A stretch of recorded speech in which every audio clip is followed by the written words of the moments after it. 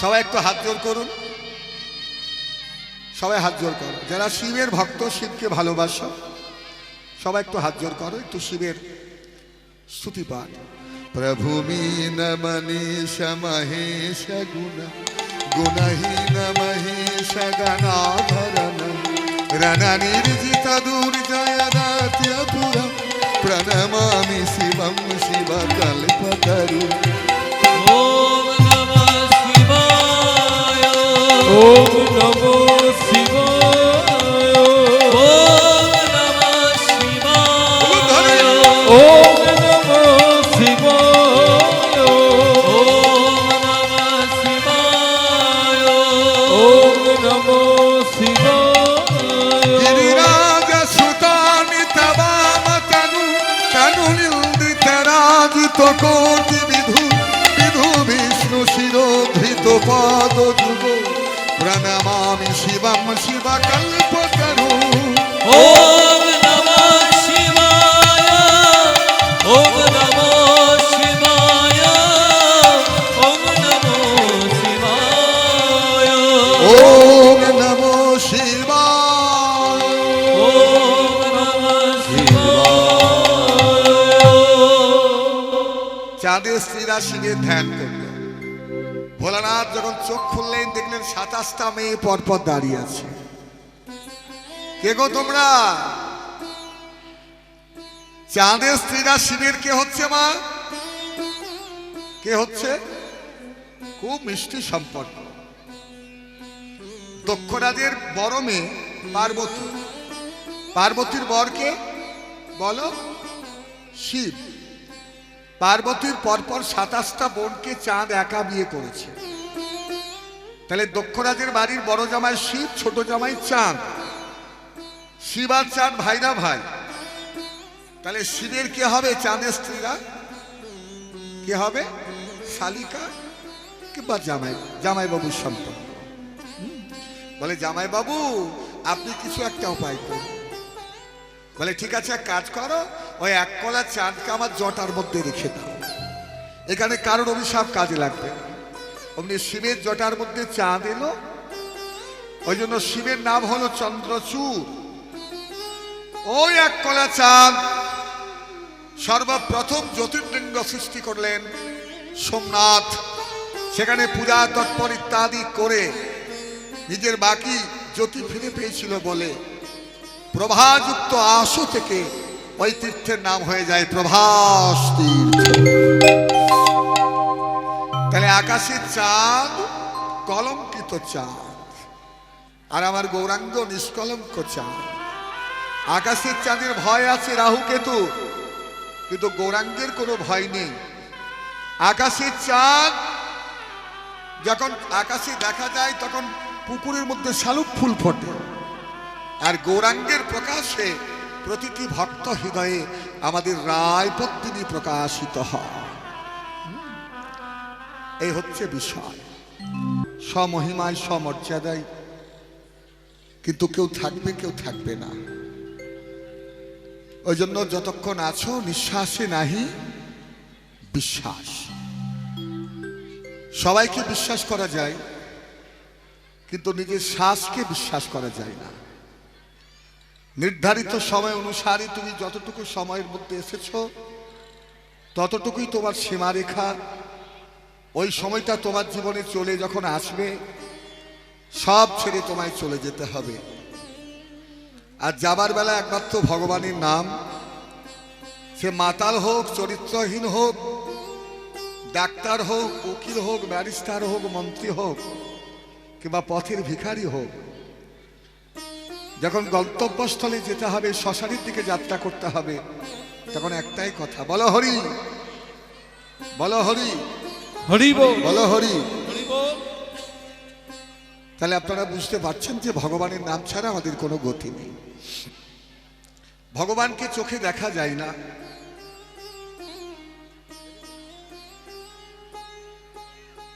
কারণ সে ক্ষমতা আমাদের নেই। আমাদের যে চোখ, আমাদের চোখটা হচ্ছে চর্মচক্ষু, গুরু কৃপা হলে জ্ঞান চক্ষু।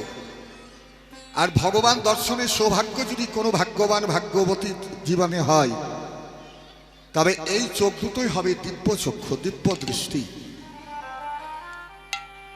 আপনারা জানেন সূরদাস ছিলেন জন্ম থেকেই অন্ধ, কিন্তু তবু বৃন্দাবনের মাটিতে ভগবান তাকে দিব্য দৃষ্টি প্রদান করেছিলেন, এবং সেই দৃষ্টির ফলেই ভগবানের সেই দিব্য রূপ মাধুর্য নয়ন ভরে সে দর্শন করেছিল।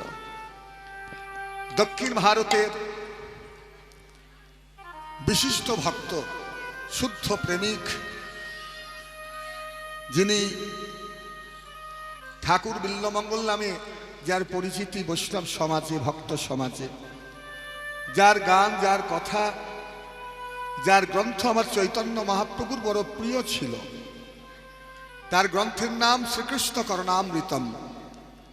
বিল্লমঙ্গলের গান, বিল্লমঙ্গলের বই মহাপ্রভু পড়তেন, শুনতেন, গান শুনতেন।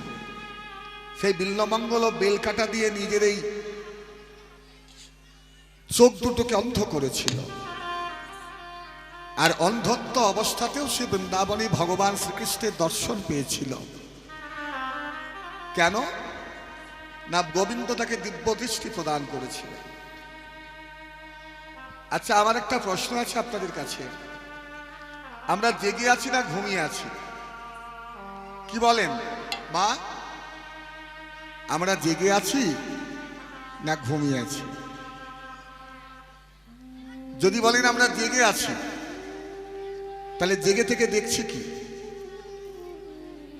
টাকা পয়সা, গাড়ি বাড়ি, ছেলে মেয়ে, বিষয় সম্পত্তি ছাড়া তো কিছু দেখা যাচ্ছে না। জাগতিক জগতের মায়ায় প্রলুব্ধ হয়ে লোভাতুর দৃষ্টি দিয়ে, কামাতুর দৃষ্টি দিয়ে সমাজের নগ্নতাকে আমরা দর্শন করছি।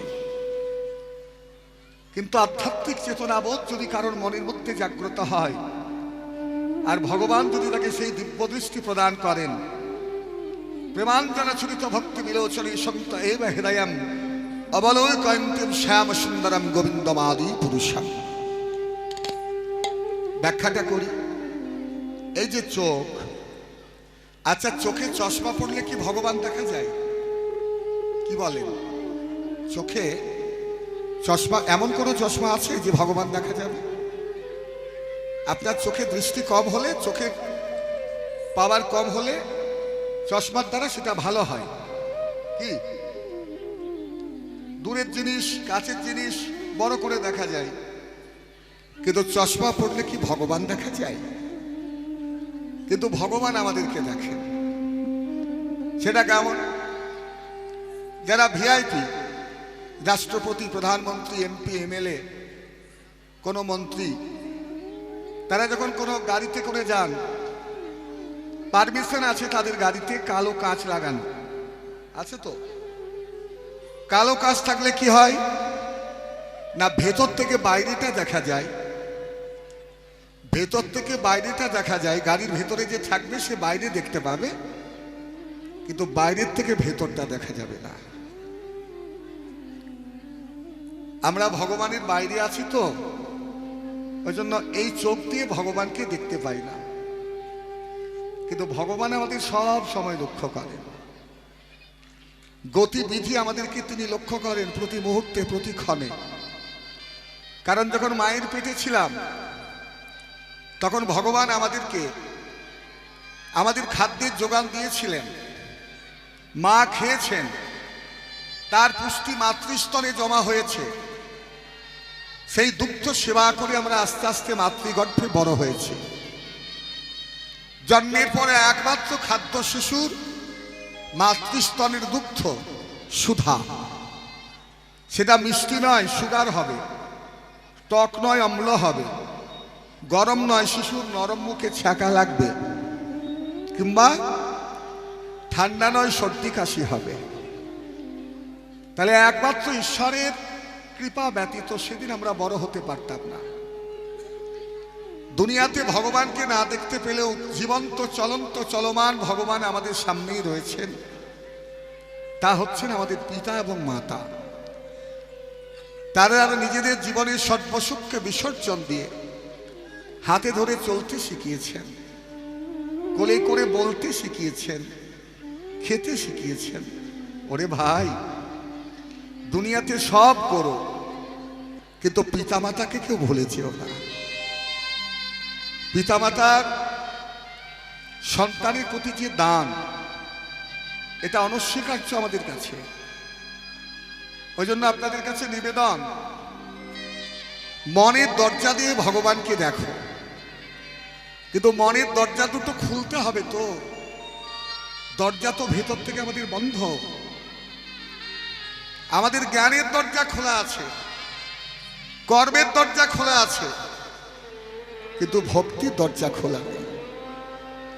ভগবানকে পেতে গেলে, দেখতে গেলে ভক্তির প্রয়োজন। যদি মানো তাহলে শিব, আর না মানলে পাথর। মানলে শিব, না মানলে পাথর। ভক্তি যার কৃষ্ণ তার, সর্বশাস্ত্রে কয়। ভক্তি না থাকিলে কৃষ্ণ দেখিলেই কিবা হয়। ভগবানের কৃপা ব্যতীত এক পা আমরা এগিয়ে যেতে পারি না, বলতে পারি না, চলতে পারি না, কিচ্ছু করতে পারি না। জাগতিক জগৎকে জড়িয়ে ধরে রাখবে, এমন একটা দিন আসবে, এমন একটা সময় আসবে, যেদিন তোমার আশেপাশে, সামনে পেছনে কেউ থাকবে না। আর সব দরজা যখন বন্ধ হয়ে যায়, একমাত্র গোবিন্দের কৃপার দরজা সেদিন খুলে যায়। একটা বাচ্চা, 9 বছরের বাচ্চা, খুব মন দিয়ে আমার কথাটা শোনো, সবাইকে বলছে, কিন্তু কেউ গোলমাল করবে না। কিছুক্ষণ থাকবো, এখানে কীর্তন করে চলে যাব নদিয়া পলাশিপাড়া। সেখানে কাল দুপুরবেলায় কীর্তন আছে, দুপুর 2টো থেকে। আমি ভালো কথা বলার জন্য এসেছি। এই কীর্তন যদি মন দিয়ে কেউ শোনে, অমানুষ মানুষ হয়, মানুষ মহামানব হয়, আর মহামানব একদিন দেবতায় রূপান্তরিত হয়ে যায়। হরি বল। ভারত ভূমিতে জন্ম হইল যার, জন্ম সার্থক করিয়া কর পরের উপকার। হেমর চিত্ত পুণ্য তীর্থে জাগরে ধীরে, এই ভারতের মহামানবের সাগরতা। নিজের চরিত্রকে শক্ত করো। ভারতবর্ষের মাটি হচ্ছে ত্যাগের মাটি, বৈরাগ্যের মাটি, মহিমার মাটি, রক্তক্ষয়ী সংগ্রামের মাটি, সাধনার মাটি, যজ্ঞের মাটি, পবিত্রতার মাটি, পুণ্যের মাটি। এই মাটিকে সফল করো। নিতাই গৌর প্রেমানন্দে হরি বল। হরি বল। 9 বছরের একটা বাচ্চা, যার হার্টের প্রবলেম ছিল, হৃৎপিণ্ডে হার্টের সমস্যা। তার একমাত্র সন্তান মা বাবার। খুব মন দিয়ে শোনো আমার কথা। বহু জায়গাতে ডাক্তার দেখালো, সব ডাক্তার পরীক্ষা করে বলল যে আপনার মেয়ে 3 মাসের বেশি বাঁচবে না। মন খুব খারাপ মা বাবার, অবস্থা ভালো নয়, আর্থিক অবস্থা ভালো নয়। তাই অনেক কষ্ট করে কোন রকম করে সংবাদ পেল বারোদা, গুজরাট। সেখানে একজন খুব ভালো চিকিৎসক আছেন, হার্ট স্পেশালিস্ট। তার কাছে গিয়ে চিকিৎসা করানোর জন্য গেল। তার নাম ছিল শৈলেন মাহাতা। কি নাম বললাম?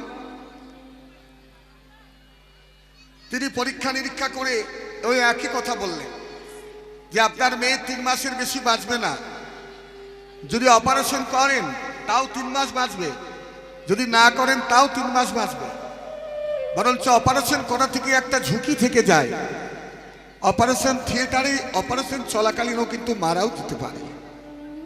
খুব চিন্তার বিষয়। সারা রাত ঘুম নেই মা বাবার। যুক্তি করে মেয়েটাকে জড়িয়ে ধরে কাঁদছে। ভোরবেলা, যা করো গোবিন্দ, যার কেহ নাই তুমি আছো তার, কাঙালের ঠাকুর নামতে তোমার। এত দূরে যখন এসেছি, মেয়েটাকে তুমি বাঁচিয়ে দাও। হরি বল। একমাত্র মা বাবাই জানে, যদি কারো সন্তান অসুস্থ হয়, মা বাবাই জানে যে সন্তানকে অসুস্থ অবস্থায় রেখে তার কত কষ্ট, কত দুঃখ। হ্যাঁ, তো সেই অপারেশন করার সিদ্ধান্ত গ্রহণ করা হলো। মেয়েটাকে আবার টেস্ট করে, পরীক্ষা নিরীক্ষা করে অপারেশনের দিন ধার্য হলো।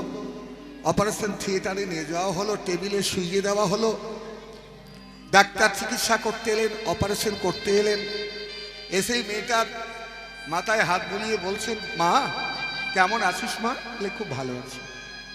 ভালো তো তোকে থাকতেই হবে, আমি আরো তো ভালো হয়ে যাবি, আমি তোর ট্রিটমেন্ট করব, তো আমি তোর অপারেশন করব, তুই একদম সুস্থ হয়ে যাবি। তাহলে অপারেশন শুরু করি। হাতটা ধরে বলতো, কাকু, আঙ্কেল, তুমি তো অপারেশন করবে? বলে হ্যাঁ মা। তাহলে আমার একটা কথা রাখবে? বলে হ্যাঁ, কি কথা বল। আমার মা আমাকে বলতেন বারবার যে আমার এই বুকের বাঁ দিকে নাকি ঠাকুর রামকৃষ্ণ পরমহংসদেব আছেন। আমার বুকের বাঁ দিকে মানে হৃদয়ে, হৃৎপিণ্ডে ঠাকুর রামকৃষ্ণ পরমহংসদেব আছেন। আমি তো তাকে কোনোদিন দেখিনি। তুমি তো আমার ওপেন হার্ট সার্জারি করবে, তুমি তো তাকে দেখতে পাবে। অপারেশন করার পর আমি যখন সুস্থ হব তখন তুমি আমাকে একটু বলে দিও যে আমার ঠাকুর দেখতে কেমন। হরিব। বলে ঠিক আছে, তাই হবে। সাধারণত ডাক্তাররা কিন্তু খুব একটা ঈশ্বর বিশ্বাস করেন না, অনেকেই করেন না। তো মেয়েটার কথাটা অবাক লাগলো তার। অপারেশন শুরু করলেন। 2 ঘন্টার চেষ্টা করেও কিন্তু কোনো কিছু সুরাহা হলো না। হার্টের কোনো পার্ট খুলছে না, ব্লাড সার্কুলেশন হচ্ছে না। ঘেমে গেল, ক্লান্ত হয়ে পড়ল, অসুস্থ বোধ করলেন ডাক্তার। এত টেনশন যে মেয়েটাকে আমি বাঁচাতে পারবো না। অপারেশন টেবিলটাকে ছেড়ে মেয়েটার কাছ থেকে এসে পাশে একটা চেয়ার ছিল, চেয়ারে বসে পড়ল। আর জুনিয়রদেরকে বলল, ডাক্তারদেরকে বলল যে ওর অক্সিজেন খুলে দাও, ওকে আর বাঁচানো যাবে না। মাথাটা নিচের দিকে করে ভাবছে যে মেয়েটাকে আমি বাঁচাতে পারলাম না গো, আমি এত চিকিৎসা করেছি, এত অপারেশন করেছি, একটা এইটুকু শিশুকে আমি বাঁচাতে পারলাম না। হঠাৎ মনে পড়লো সেই বাচ্চাটার কথা। অপারেশন করবার আগে বাচ্চা মেয়েটা ডাক্তারকে বলেছিল যে তার বুকের বাঁ দিকে কে থাকেন? রামকৃষ্ণ পরমহংসদেব থাকেন। হ্যাঁ, তো সেই ডাক্তার নিচের দিকে মাথা করে, মাথাটা নিচের দিক করে টপ টপ করে চোখ থেকে জল পড়ছে আর বলছে, ঠাকুর, এই ডাক্তারের বুদ্ধি যেখানে শেষ হয়, ডাক্তারের চিকিৎসা শাস্ত্র যেখানে শেষ হয়, জ্ঞান যেখানে শেষ হয়, সেখান থেকে তোমার কৃপা শুরু হয় প্রভু। আমি পারবো না, কিন্তু তুমি একটু দেখো, ও তোমাকে বড় ভালোবাসে, ও তোমাকে বড় ভালোবাসে ভগবান, ওকে তুমি একটু বাঁচিয়ে দিও।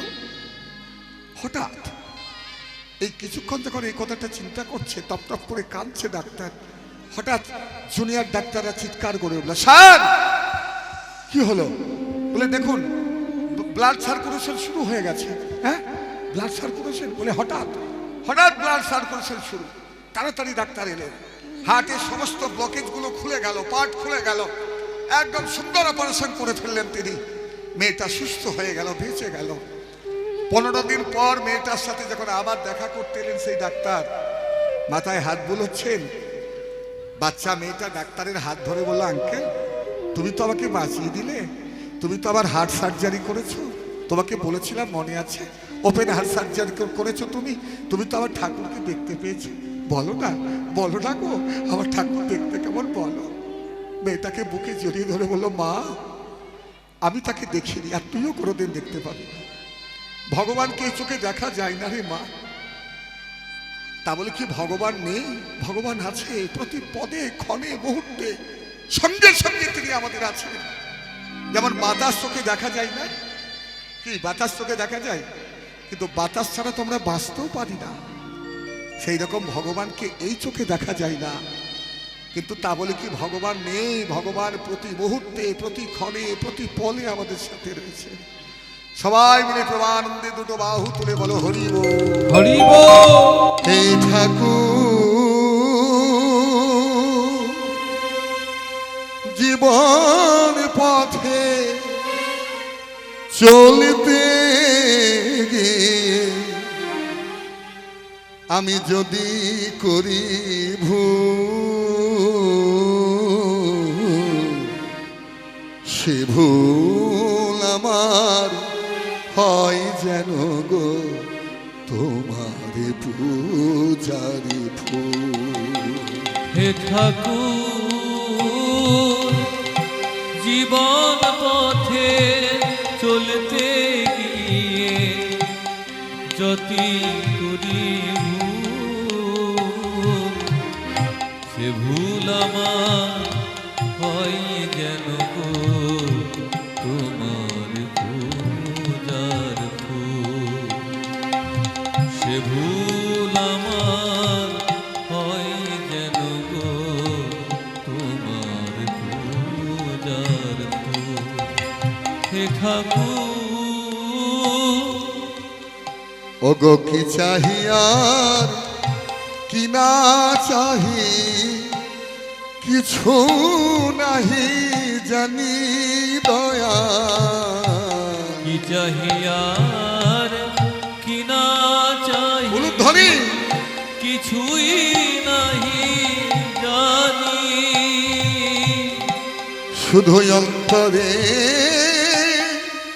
আছো তুমি ওগো অন্তরে যামি কি চাহিয়ার কি না চাহি কিছুই নাহি জানি। অন্তরে মোর আছো তুমি ওগো অন্তর যামি। শুধু পথ চেনায় দাওয়া ওগো আমাকে পথ চেনায় দাওয়া আমাকে।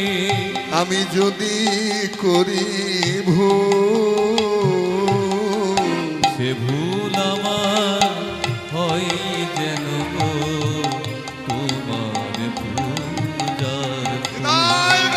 হে ঠাকুর জীবন পথে চলতে গিয়ে যদি করি ভুল।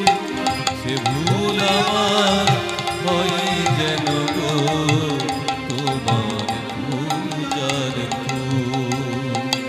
সে ভুল আমার হয় যেন গো তোমার পূজার ফুল।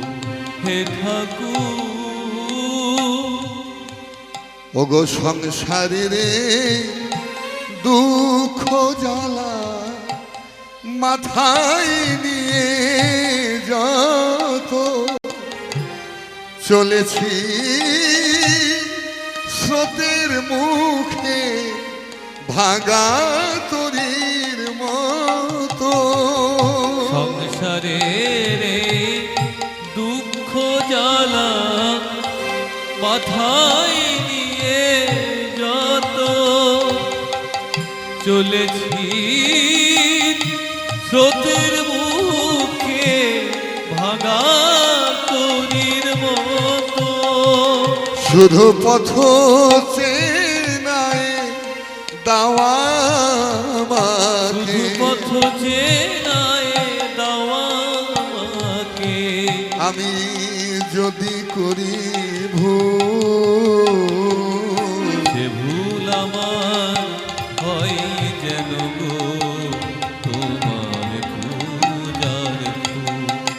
হে ঠাকুর জীবন পথে চলতে গিয়ে যদি করি ভুল। সে ভুল আমার হয় যেন গো তোমার পূজার। ওগো ভগবান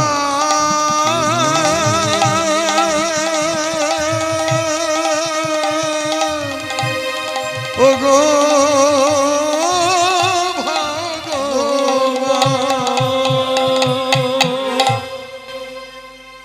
সবাই মিলে প্রাণ ভরে উলুধ্বনি হরিধ্বনি শঙ্করধ্বনি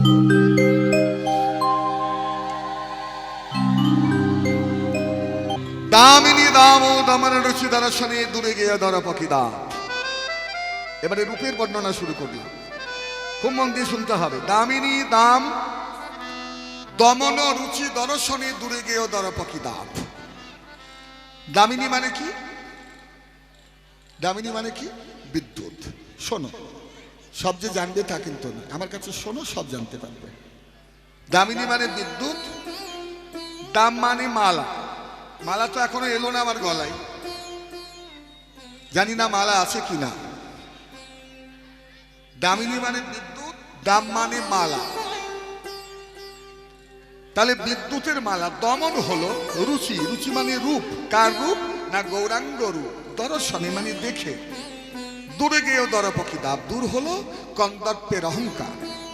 কন্দর্প মানে মদন, ব্রহ্মার পুত্র মদন, তার অহংকারও চূর্ণ হলো আমার গৌরাঙ্গ রূপ দর্শন। প্রথমে বিদ্যুতের সঙ্গে তুলনা, তারপরে মদনের সঙ্গে তুলনা। আচ্ছা, আকাশে যে বিদ্যুৎ, এটাকে সারা বছর দেখা যায় মা? হরে কৃষ্ণ। এটা দেখা যায় বর্ষাকালে, বেশিরভাগ দেখা যায়। কিংবা দেখা যায় সারা বছর কখন? না যখন আকাশে মেঘ থাকে। বিদ্যুৎ না থাকলে, মেঘ না থাকলে কি বিদ্যুৎ থাকে? মেঘ না থাকলে যেমন বিদ্যুৎ থাকে না, আকাশের বিদ্যুৎ ক্ষণস্থায়ী, ক্ষণে ক্ষণে দেখা যায়।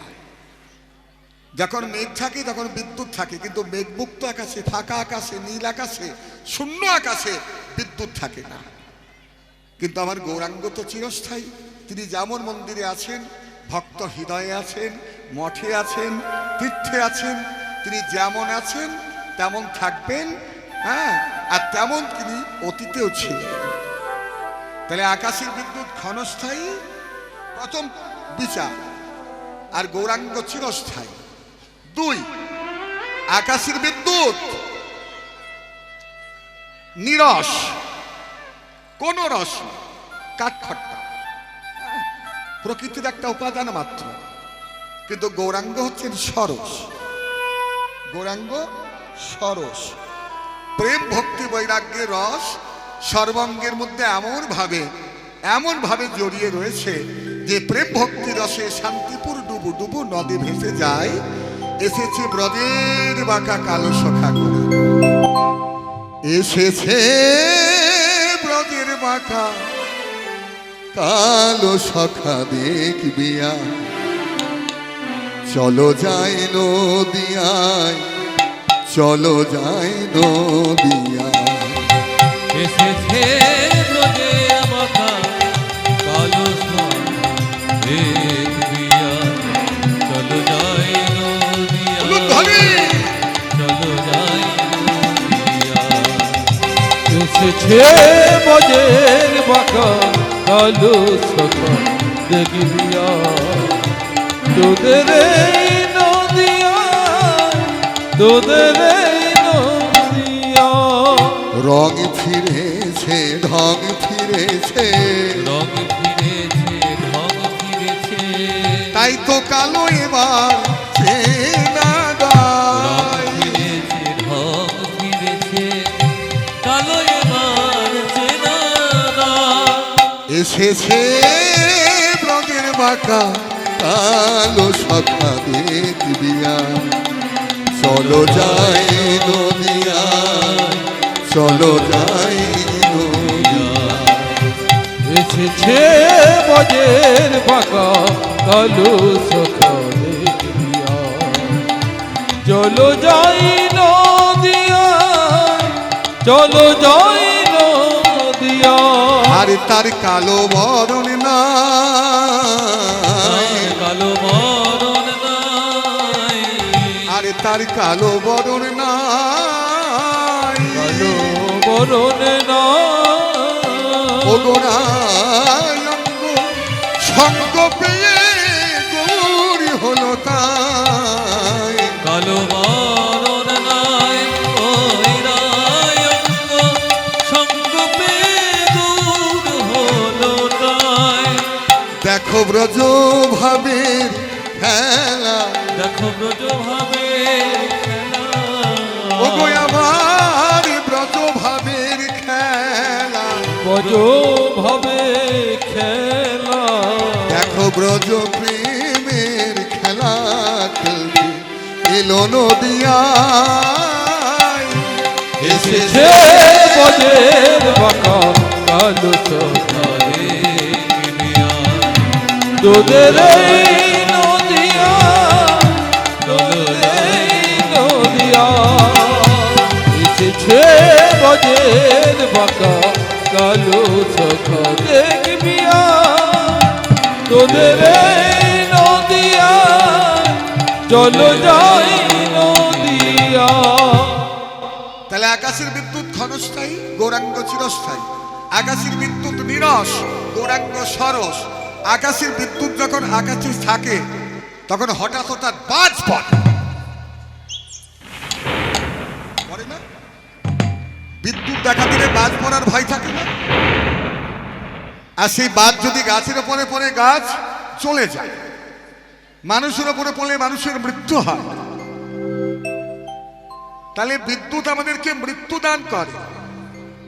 যখন বিদ্যুৎ দেখা যায়, ধরুন ঘরের মধ্যে আছে, বিদ্যুৎ দেখা যায়, বিদ্যুৎ চমকাচ্ছে, তখন আমরা কি এই দরজা জানলা বন্ধ করি না? কেন না? বিদ্যুৎ আমাদের ভয় সঞ্চার করে। তাহলে আকাশের বিদ্যুৎ আমাদের মনের মধ্যে ভয় দেখায়, ভয়ের সঞ্চার করে। আর গৌরাঙ্গের আনা হরিনাম, গৌরাঙ্গের রূপ দেখলে আমাদের সকল ভয় দূরীভূত হয়ে যায়। যে বাজ বিদ্যুতের সাথে পড়ে তাতে মানুষের ওপরে পড়লে মানুষের মৃত্যু হয়। আর প্রমাণ আছে ভাই, গৌরাঙ্গের আনা হরিনাম যদি কোনো মৃতদেহের শ্রবণ মূলে দেওয়া যায়, কানে দেওয়া যায়,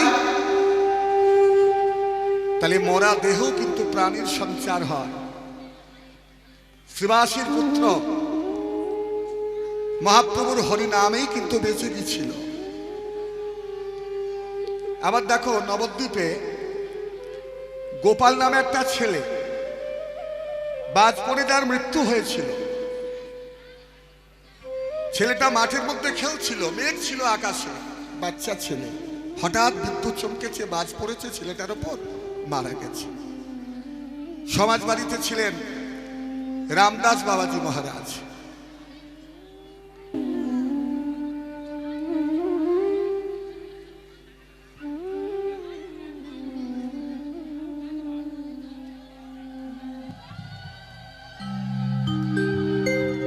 আমার এটা বড় ভালো লাগে। এটা হচ্ছে সম্মান দেওয়া। মাল্য দান করলে সম্মান দেওয়া হয়। যেমন আত্মীয় বাড়ি যেতে গেলে সঙ্গে মিষ্টির প্যাকেট নিয়ে যেতে হয়, ঠিক সেই রকম হরিবাসর আসতে গেলে ফুল, মালা, চন্দন, শঙ্খ এবং ফুলের মালা গেঁথে নিয়ে যেতে হয়। যে মালা পরে এবং যাকে পরায় দুজনেরই কিন্তু ইচ্ছা পূর্ণ হয়। এখানে কারা মালা পরে আছেন? কাঠের মালা বা তুলসীর মালা? দেখো রাস্তায় মালা বিক্রি হচ্ছে। এখানে কেউ মালা পরে আছো?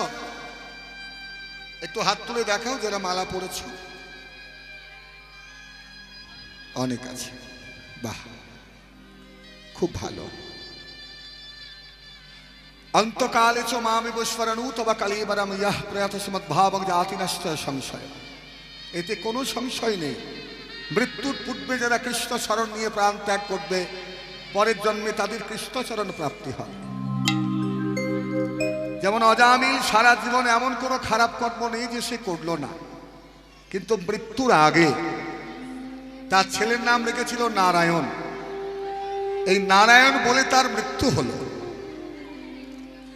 নারায়ণ বলে যখন তার মৃত্যু হলো, বৈকুণ্ঠ থেকে শ্রীহরি তার জন্য রথ পাঠালে, তাকে বৈকুণ্ঠ নিয়ে যাওয়া হলো। কেন না? সারা জীবন যত পাপ করেছে, ওই একবার যে নারায়ণ বলে ডেকেছে, ঠাকুরের নাম বলেছে, তাতে তার সমস্ত পাপ খণ্ডন হয়ে গেছে। একবার কৃষ্ণ নামে যত পাপ হরে, জীবের সাধ্য নেই তত পাপ করে। যেমন হরিদাস ঠাকুরের কথা আপনারা সবাই জানেন। পুরীতে সিদ্ধ বকুল গাছের তলায় জীর্ণ শীর্ণ দেহ নিয়ে যখন আর সোজা হয়ে দাঁড়াতে পারে না, নাম সংখ্যা পূর্ণ করতে পারে না, আমার মহাপ্রভু যখন হরিদাসের মাথাটা নিজের কোলে নিয়ে বুকে হাত বোলাতে বোলাতে জিজ্ঞাসা করছেন, হরিদাস বলো তোমার কি হয়েছে, কোথায় যন্ত্রণা, কোথায় কষ্ট? তখন হরিদাস বলল, প্রভু আমাকে তুমি মৃত্যু দাও। আমি জানি যেভাবে তুমি নীলাচলে লীলা করছো, যেমন করে গম্ভীরার মধ্যে তুমি রাধা ভাবে ক্রন্দন করো সারা রাত জেগে, আমার মনে হয় তুমি পৃথিবীতে আর থাকবে না প্রভু। কিন্তু আমি তোমার শেষ দিনের লীলা দেখতে পারবো না, তুমি আমাকে মৃত্যু দাও। আর এমন মৃত্যু দাও যে মরেও যেন আমি শান্তি পাই। বলে কিভাবে মৃত্যু চাও তুমি বলো? না হৃদয়ে ধরিব তোমার আতুল চরণ, নয়নে হেরিব তোমার উচাদ বদন, জিহ্বায় উচ্চারিব শ্রী চৈতন্য নাম, এই মতো মোর ইচ্ছা ছাড়িব পরা। কুরুক্ষেত্র যুদ্ধে 6 মাস সরসজ্জার মধ্যে থাকার পরেও পিতামহ ভীষ্ম এক এক করে সবাই তাকে দর্শন দিতে এলেন, কিন্তু তার মন ভালো নেই। শেষে যখন শ্রী গোবিন্দ তাকে দর্শন দিলেন, তখন গোবিন্দকে দর্শন করে পিতামহ ভীষ্ম বলল যে প্রভু, ইতনা তো করনা স্বামী জব প্রাণ তন সে নিকলে, তুমি আমার জন্য এইটুকু উপকার করো, যখন আমার শরীর থেকে প্রাণ যাবে, গোবিন্দ নাম লেকে জব প্রাণ তন সে নিকলে, তখন যেন মুখে আমি তোমার কথা বলতে পারি। श्री गंगा जी का तट हो, यमुना का बंसी बट हो, जब मेरा समय निकट हो तब प्राण तन से निकले, उस वक्त जल्दी आना नहीं शाम भूल जाना, राधे को साथ लाना जब प्राण तन से निकले। एक भक्त की है अर्जी और खुद गर्ज की है गर्जी, आगे तुम्हारी मर्जी जब प्राण तन से निकले। निताय गौर प्रेमानंदे हरि হরি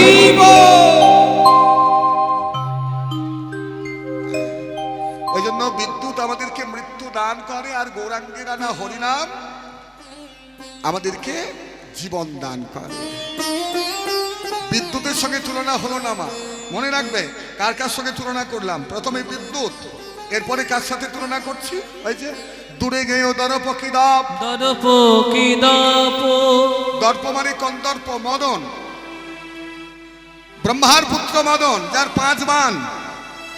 বাচ্চাদেরকে বলছি, এই একে চন্দ্র পরিসুস্থ, একে চন্দ্র, একে কি বলো?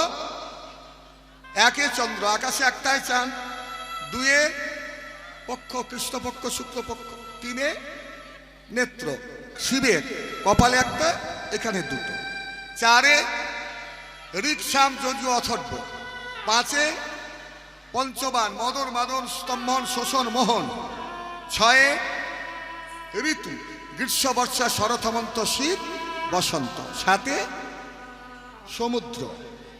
7টা সমুদ্র কি কি বলো? গঙ্গা, যমুনা, গোদাবরী, সরস্বতী, নর্মদা, সিন্ধু, কাবেরী। ওই যে ব্রাহ্মণরা কোষাকুষি নিয়ে যখন বসে, যারা এসব জানে না তারা ভাবে ওগুলো আবার কি প্রয়োজন বাবা। আপনারা তো জানেন না যে ওই কোষাকুষির মধ্যে 7টি সমুদ্রকে আমন্ত্রণ করতে হয়। তার মন্ত্র আছে, গঙ্গে যমুনে চৈব গোদাবরী সরস্বতী নর্মদে সিন্ধু কাবেরী জলস্মিন সন্নিধিং কুরু। 8 অষ্টবসু। অষ্টবসু কি কি নাম? কি নাম মা? ধর, ধ্রুব, সোম, অনল, অনিল, সাবিত্র, প্রত্যুষ এবং প্রভাস। 9 নবগ্রহ, বুধ, শুক্র, পৃথিবী, মঙ্গল, এভাবে। আর 10 দিক, পূর্ব, পশ্চিম, উত্তর, দক্ষিণ, ঈশান, অগ্নি, নৈদিত, বায়ু, ঊর্ধ্ব, অধ। তাহলে আমাদের প্রয়োজন 5 পঞ্চবান, মদনের 5 বাণ, মদন মাদন স্তম্ভন শোষণ মোহন। কিন্তু যখন গৌরাঙ্গের গায়ে সেই 5 বাণ ছুঁড়ে মারল, অমনি কি হলো না, গৌরাঙ্গের কাছে সেই বাণ ভেঙে চুরমার চুরমার হয়ে গেল। দেখো ভেঙে হলো খানে খান, ভেঙে হলো খান খান, ভেঙে হলো খান খান, ভেঙে হলো খান খান, ভেঙে হলো খান খান, ভেঙে হলো খান খান। ওই মদনের পঞ্চবাণ ভেঙে হলো খানে ওই খান, মদনের পঞ্চবাণ ভেঙে হলো খান খান, ওই মদনের পঞ্চবাণ ভেঙে হলো খানে খান। এই মদনের পঞ্চবাণ, গৌরাঙ্গের রূপ, মদনের পঞ্চবাণ, গৌরাঙ্গের রূপ দেখে, এই গৌরাঙ্গের রূপ দেখে, এই গৌরাঙ্গের রূপ দেখে ভেঙে হলো খান খান। তাহলে বিদ্যুতের সঙ্গে তুলনা হলো না, মদনের সঙ্গে তুলনা হলো না। এবারে কার কথা বলবো? বলে হয়েছে, ওগো শোনো কুসুম কাহে,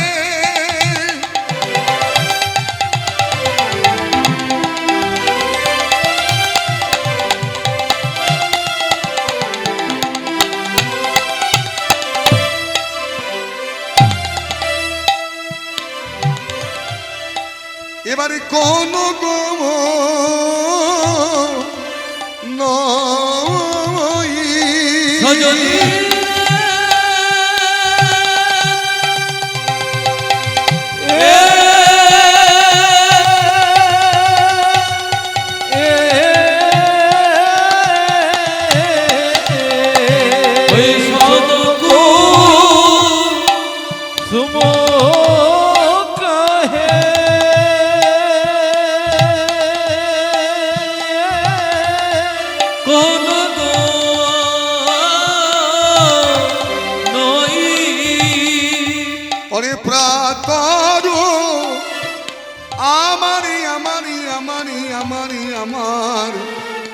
আমার গোরা দেখো প্রাতর অরুণেও সন্তাপ গো প্রাতর অরুণেও সন্তাপ পাতর অরুণ সম্পাতের পাতর অরুণ সম্পাত কেউ তুলনা তুলনা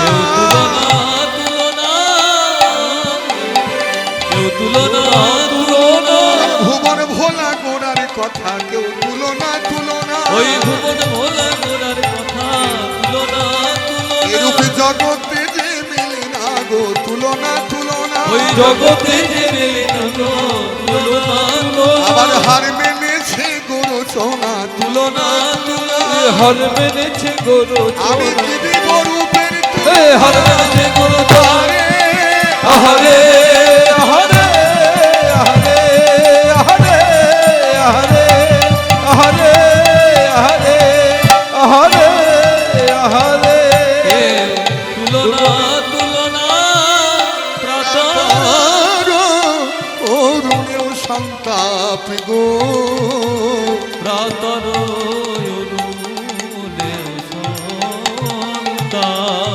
এবার কি বলছে দেখুন বলছে সৌনা কুসুমতা হে কৌনা গানাই প্রাতর অরুণ সন্তাপ শন ফুলের সঙ্গে গৌরাঙ্গের তুলনা শন ফুল দেখতে কেমন রংটা কেমন শন ফুলের রং হলুদ এদিকে চাষ হয় কি আমি জানি না ঠিক শনের চাষ হয় শন ফুল হ্যাঁ হলদে রঙের এই যে গাঁদা ফুলটা দেখছেন হলুদ এইরকম ফুল এখন ফুলের সঙ্গে তুলনা করা হয়েছে আপনারা বলুন কোন ফুলের সঙ্গে কি ভগবানের তুলনা হয় এই যে আমার গলায় ফুলের মালাটা আছে এই মালাটা 2-4 দিন রেখে দিন দেখবেন এর মধ্যে পোকা থাকতে পারে পোকা হয়ে যাবে যেমন গোলাপ ফুল দেখতে সুন্দর কিন্তু গোলাপের মধ্যে কাঁটা আছে গোলাপ ফুল তুলতে গিয়ে অনেকের আঙ্গুলের মধ্যে রক্তপাত হয় কেন হয় কাঁটার কারণে পদ্মের ক্ষেত্রেও তো তাই ওই যে ছোটবেলায় আপনারা পড়েছেন কাঁটা হেরি খান্ত কেন কোমল তুলিতে দুঃখ বিনা শুক্লাভ কি হয় কি বলি কিন্তু আমি যে ফুলের কথা বলছি সেটা বাইরের ফুল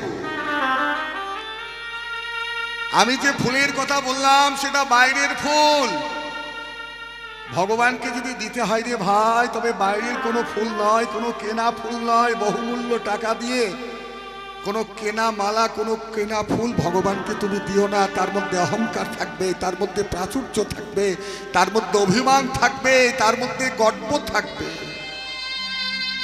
ভগবানকে যদি কোনো ফুল সমর্পণ করতে হয় তবে তোমার নিজের মন ফুলটাকেই তার চরণে সঁপে দাও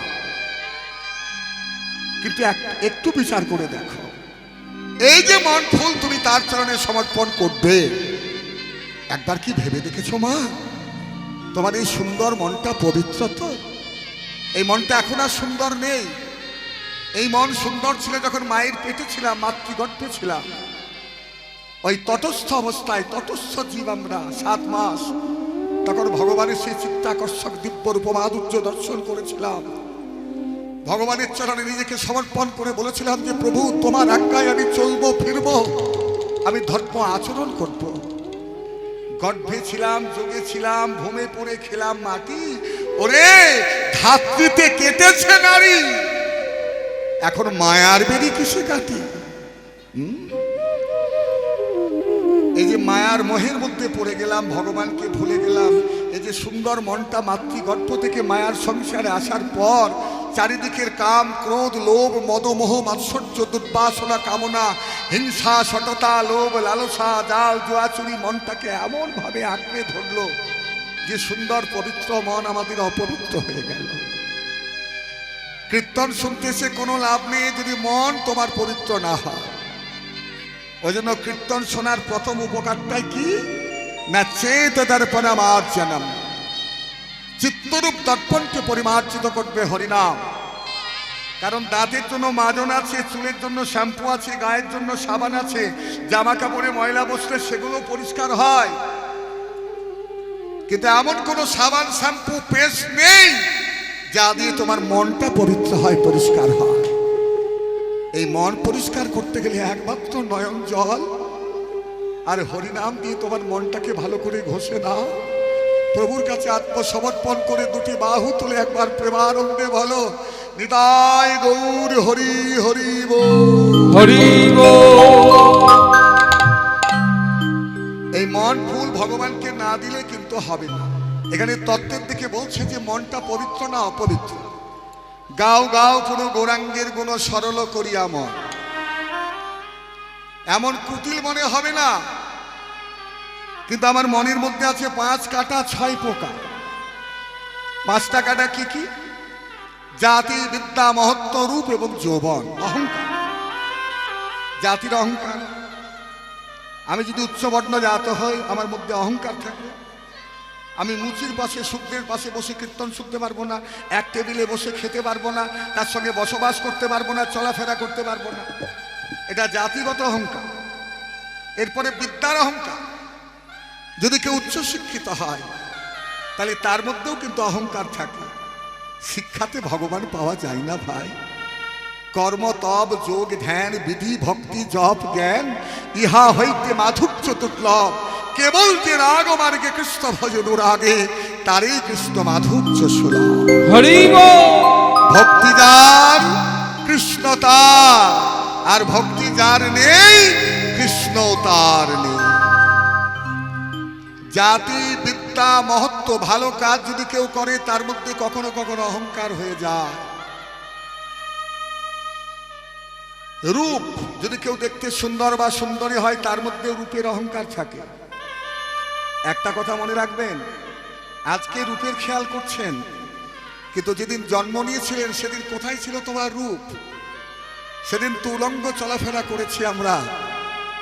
জন্মক্ষণে রূপের অহংকার থাকে না, আর মৃত্যুর পর দেহ থেকে যখন জীবাত্মা চলে যায়, এসেছিলাম উলঙ্গ অবস্থায়, আর যখন চিতায় শেষের দিনে উঠতে হয় তখনও কিন্তু রূপের অহংকার চলে যায়। এবং যৌবন, এই 5টি কাঁটা আর 6টি পোকা, কাম, ক্রোধ, লোভ, মদ, মোহ, মাৎসর্য। এই 5টি কাঁটা 6টি পোকাকে দূরীভূত করতে গেলে একমাত্র ভগবানের চরণে জানাতে হবে যে প্রভু আমার এই মন তুমি পবিত্র করে দাও। এরপরে কার কথা বলছে? প্রাতর অরুণ সন্তাপ। অরুণ সন্তাপ। অরুণ মানে কি? জয় নিতাই। ও মা, অরুণ মানে কি? অরুণ, অরুণ বলো। অরুণ মানে সূর্য। অরুণ সন্তাপ, সন্তাপ মানে তাপ, সূর্যের তাপ। আর প্রাতঃকাল মানে সকালবেলা।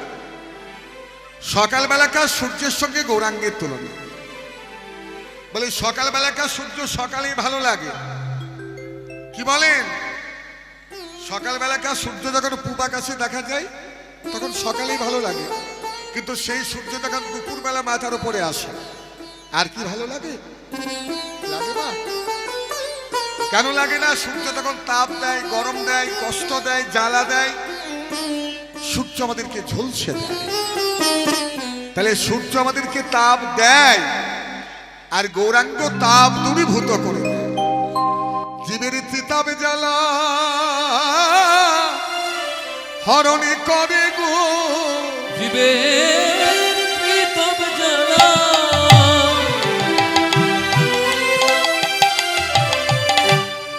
হরণ করে গো।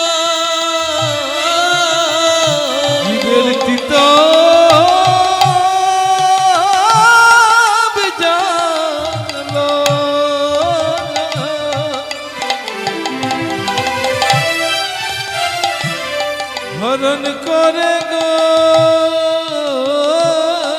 ওগো আমার ভুবন ভোলা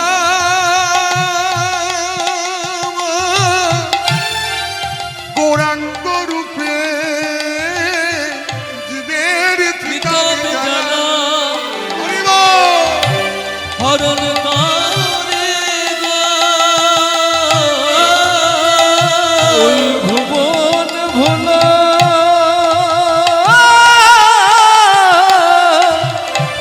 গোরা রূপে আমার কলি জীবের ত্রিকাল ওই ভুবন ভোলা গোরা এই কলিজীবের কিতাব জানা ভুবন ভোলা গোরা এই কলিজীবের কিতাব বিতব জ্বালা দূর করে গো সজনী রে সজনী রে আমার গোরা রূপে যাই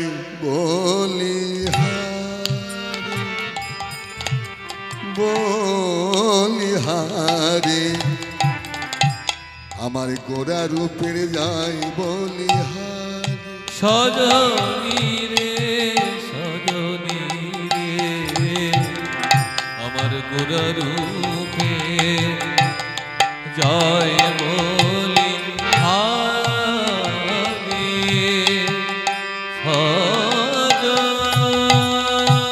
সজনী সজনী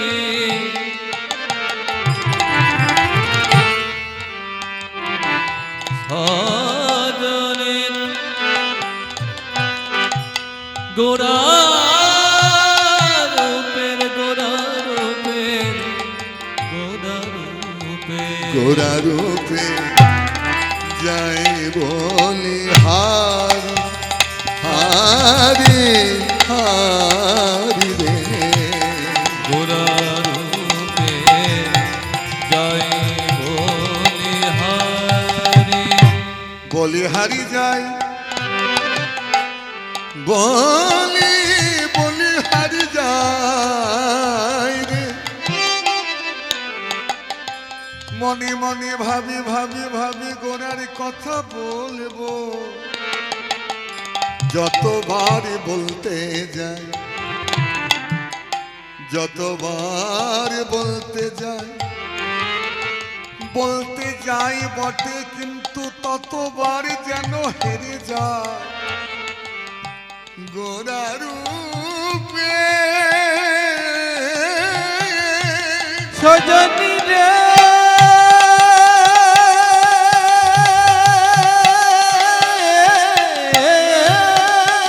আমার গোরা গোরা রূপের গোরা রূপের গোরা রূপে গোরা রূপে জয় বলি হারি গোরা রূপে যাই বলে হারি জয় হারি গোরা রূপে যাই বলে হারি জয় গোরা রূপে যাই বলে হারি জয় গোরা রূপে যাই বলে হেরি হেরি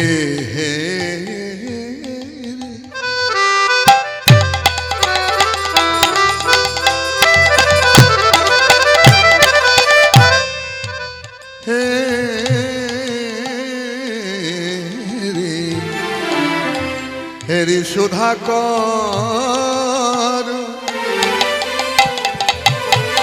হেরি সুধাকর সুধাকর মানে কি বলো এরা এত দূরে দূরে বসেছে কেউ কোনো কিছু বলছেও না ভালো লাগে না সুধাকর মানে কি চাঁদ যার মধ্যে সুধা আছে আকাশের চাঁদ হেরি সুধাকর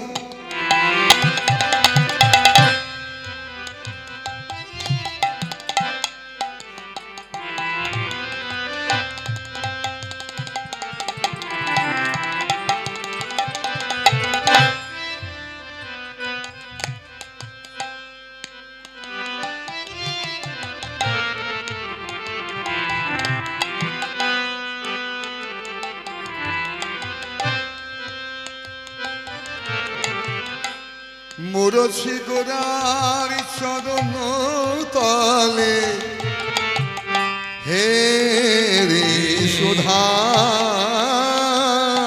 কর সুধা করো মুরশি গোরার চরণ তলে পরু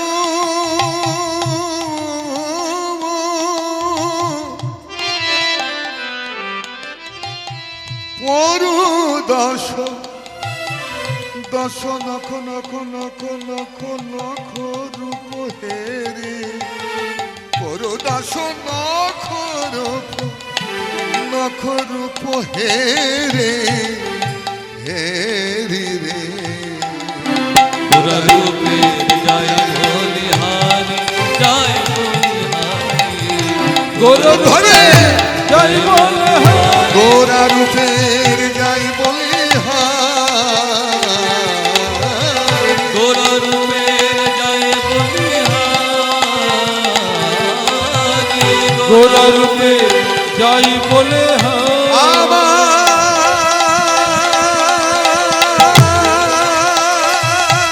জয়নী রে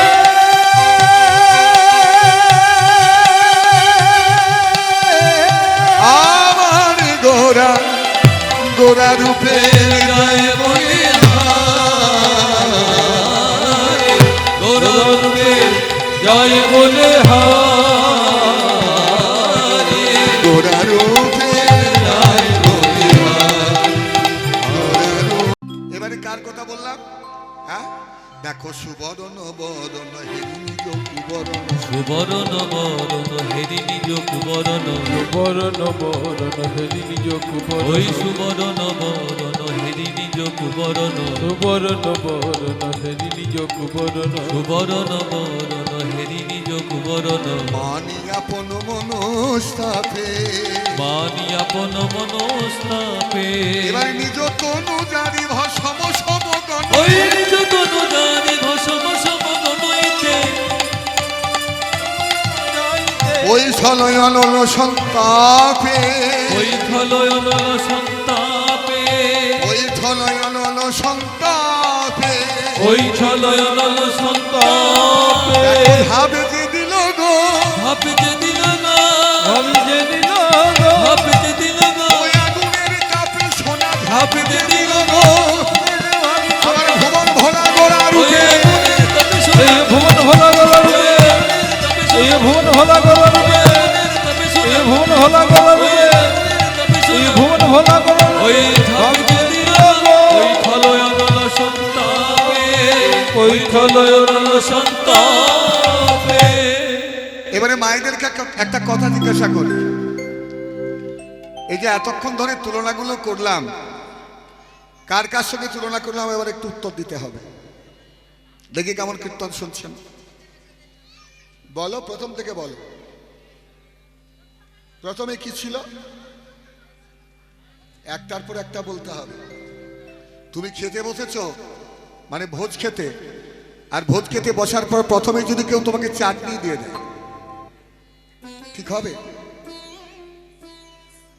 প্রথম থেকে শুরু করতে হবে। প্রথমে বিদ্যুৎ, তারপরে মদন, তারপরে শনফুল, তারপরে সূর্য, এবার চাঁদ। কিন্তু কেউ পারল না। এরপরে কার কথা বললাম? সুবর্ণ। সুবর্ণ মানে সোনা। সোনার সঙ্গে গৌরাঙ্গের তুলনা। সোনা দামি, কিন্তু গৌরাঙ্গের মতো কি দামি? সোনা যারা পরে তাদের চোরের ভয় থাকে,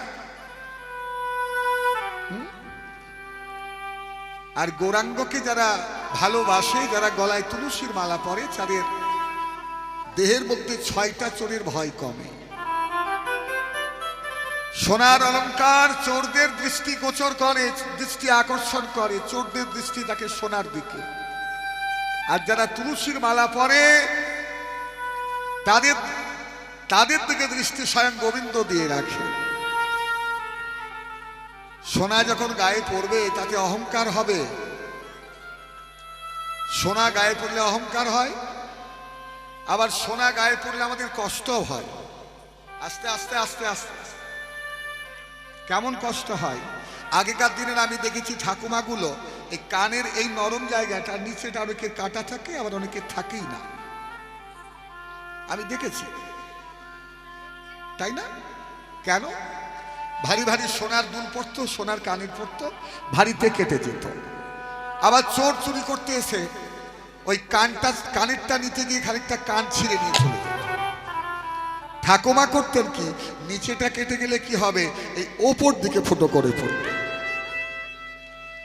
মানে কান যাচ্ছে যাক, কানের যা ক্ষতি হচ্ছে হোক, সোনা ছাড়বে না। তাহলে সোনা গায়ে পড়লে আমাদের অহংকার হয়। সোনা গায়ে পড়লে অহংকার কেমন হয়? এক জমিদার একটা আংটি গড়িয়েছে, এখন তো প্রচুর সোনার দাম, 1 ভরি ওজনের সোনার আংটি গড়িয়েছে, আর যেখানে যায় আঙুল বাড়ি বাড়ি কথা বলে। দাদা ভালো আছো কি? যেখানে যায় আগে আঙুলটা দেখা। তো এক মাছের বাজারে এসেছে, মাছবালি মাছ বিক্রি করছে। জমিদার তার কাছে দাঁড়িয়ে বলে, এই মাছবালি, এই মাছ দাঁড়াও, এই মাছবালি,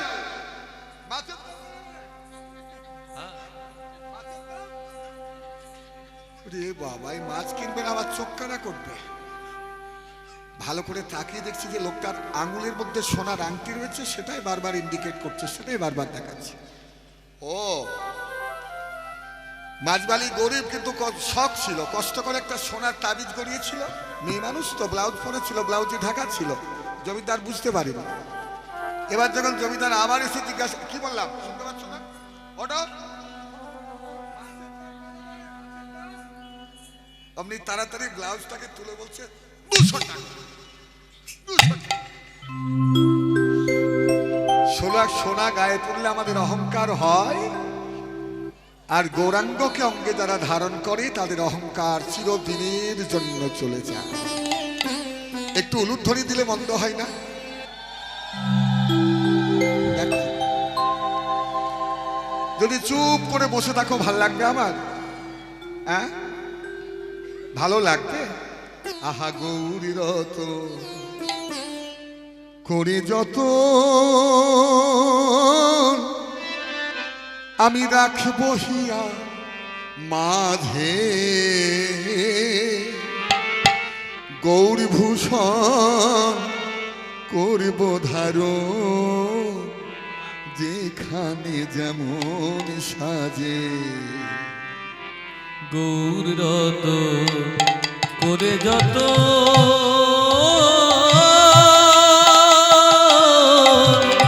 আমি রাখব হিয়া মাঝে, গৌরভূষণ করব ধারণ যেখানে যেমন সাজে। আমি গৌর রতন করব ধারণ, আমি গৌর রতন করব ধারণ, আমি না শুনিব কারোর বারো, গৌর রতন করব ধারণ। আমি না শুনিব কারো মারণ, গৌর রতন করব ধারণ। আমি গৌরী বরণ মাটি দিয়া গোরা গোরা লিখিব গায়। আমি গৌর রতন মাটি দিয়া আমি গোড়া গোড়া লিখব গান। এবারে গৌর বলে কুলশীল মান সপিব গোরার পায়। আমি গৌর বলে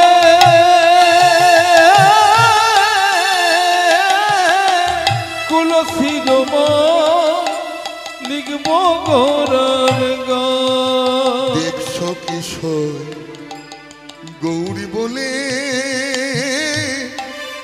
সকলে গেল ভেসে, লোচন বলে পথের ধারে দেখব বসে বসে। দাস লোচন বলে পথের ধারে দেখব বসে বসে। ওগো আমি সেই আশাতে বসে আছি, সেই আশাতে বসে আছি। গৌরী বলে কার বাজাবো,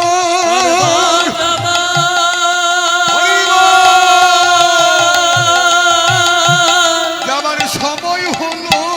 আমি সে আশাতে বসে আছি। গৌর বলে কাদা সময় হলো। মুখে গৌর গৌর গৌর ওই গান বাজাবার সময় হলো। গৌর গৌর গৌর বলে গান বাজাবার সময় হলো। এই গৌর গৌর গৌর বলে আমি সে আশাতে বসে বসে আছি। জানি তাই আমার গৌরাঙ্গকে যারা ভালোবাসেন তারা একটু হাত তুলে দেখান। যারা গৌরাঙ্গকে ভালোবাসেন হাতটা এমনি করে উঠছে, স্বতঃস্ফূর্ত হাত ওঠে না কেন? লজ্জা করবে? তাহলে দুর্যোধনের স্ত্রীর মতো দশা হবে। কুরুক্ষেত্র যুদ্ধ শুরু হলো, পাণ্ডবদের কোনো ক্ষয়ক্ষতি হলো না, কোনো ভাই মরল না, কিন্তু দুর্যোধনের অনেকগুলো ভাই মারা গেল। আস্তে দুর্যোধন রাত্রিবেলায় ভীষ্মের সঙ্গে দেখা করে বলে, দাদু ও দাদু, এ তুমি কি করছো? আমার খাচ্ছ, আমার ঘরে থাকছো। শাস্ত্র বলে যার নুন খায় তার গুণ গায়, বলি না? তুমি তো উল্টো করছো। তুমি পাণ্ডবদের সঙ্গে ঠিক মতো যুদ্ধ করছো না। দেখছো না আমার কতগুলো ভাই মরে গেল, কিন্তু পাণ্ডবদের কোনো ক্ষয়ক্ষতি হলো না। কিছু একটা করো দাদু। তখন ভীষ্ম রেগে গিয়ে বললেন যে তুমি এক কাজ করো দুর্যোধন, আজকে রাত্রিবেলায় তুমি তোমার স্ত্রীকে আমার কাছে আনবে, একলা আসতে বলবে। তুমি এসো না, আমার কাছে আসবে, আমি ধ্যানে থাকবো, আমাকে প্রণাম করবে, আমি তার মাথায় হাত দিয়ে আশীর্বাদ করব। তাহলে কাল থেকে তোমার কোনো ভাই আর মারা যাবে না। ব্যাস। দুর্যোধন আনন্দ করতে করতে ভানুমতির কাছে সেই কথা বললো যে ভানুমতি আর কোনো চিন্তা নেই। বলে কেন, কি হয়েছে? বলে তোমাকে একটু সেজে গুজে রাত্রিবেলায় দাদুর কাছে রাত 12টার সময় যেতে হবে। ভানুমতি বলছে তোমার লজ্জা করে না? বলে কেন, লজ্জা কিসের? বলে লজ্জা কিসের? তুমি কেমন স্বামী গো? রাত্রিবেলা আমি যুবতী নারী, সম্পর্ক কি তার সাথে আমার? আমি নাতনি, সে দাদু। আমি দেখতে সুন্দরী, সে একা থাকে। আর তারপরে দাদু আনম্যারেড, বিশ্ব বিয়ে করেনি। যদি কিছু একটা ঘটে যায়, হরিব। ভানুমতি গেল না, ভানুমতি গেল না। এই কথাটা ক্যাচিং করলেন ভগবান শ্রীকৃষ্ণ, পাঠিয়ে দিলেন দ্রৌপদীকে। দ্রৌপদী গিয়ে প্রণাম করল। ভীষ্ম ভাবলেন দুর্যোধনের স্ত্রী ভানুমতি এসেছে, অমনি মাথায় হাত দিয়ে আশীর্বাদ করে দিলেন, আয়ুষ্মতি হ। রেজাল্ট, কুরুক্ষেত্র যুদ্ধের রেজাল্ট হলো কৌরবদের অর্থাৎ দুর্যোধনের শত ভাই নিহত হয়ে গেল, কিন্তু পঞ্চ পাণ্ডব স্বমহিমায় তারা জীবিত থেকে গেল। ওই জন্য এমনি এমনি করে হাত তুলো না। ভগবানকে কিছু দিতে গেলে দুটো হাত সম্পূর্ণ তার চরণে সমর্পণ করে দাও। কারণ তুমি তার সন্তান, সে তোমার পিতা। তুমি জীব, তিনি ব্রহ্ম, তিনি সিন্ধু, তুমি বিন্দু, তিনি পূর্ণ, তুমি তার অংশ মাত্র। গৌরাঙ্গকে যারা ভালোবাসো তারা একটু হাত তুলে দেখাও, দেখাও যারা গৌরাঙ্গকে ভালোবাসো। বাহ।